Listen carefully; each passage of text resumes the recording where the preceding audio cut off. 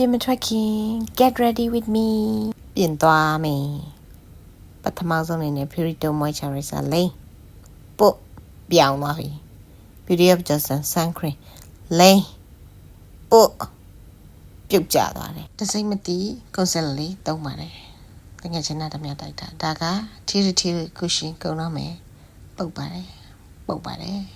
Oh my brush သုံးပါတယ်တို့ပါတယ်တော့တဲ့လိုပဲ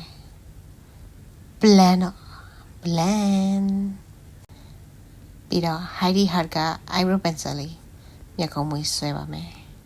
မရှိတော့လဲဆွဲရမှာပေါ့အရင်ကြိုက်တာလေးနောက်တစ်ဖက်ဆွဲ okay pink fresh က eyeliner လေးဆောပါမယ်မညီပါဘူးပြန်ဆွဲပါတယ်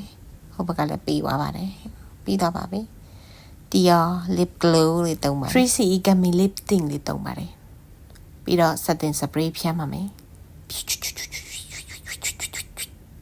okay ပြီးတော့ပါပြီဖြန်းပြီးတော့မှတစ်ခုကြံခဲ့လို့ Heidi Harka the best scoop mascara လေးကော့ဖို့ကြံခဲ့လို့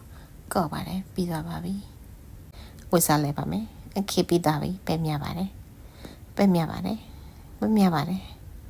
ကောင်းမဖိရသေးဘူးကောင်းဖိမယ်ကောင်းဘာနဲ့ဖိလဲဆိုရင်ကြီးစုနဲ့ Hello Kitty ရဲ့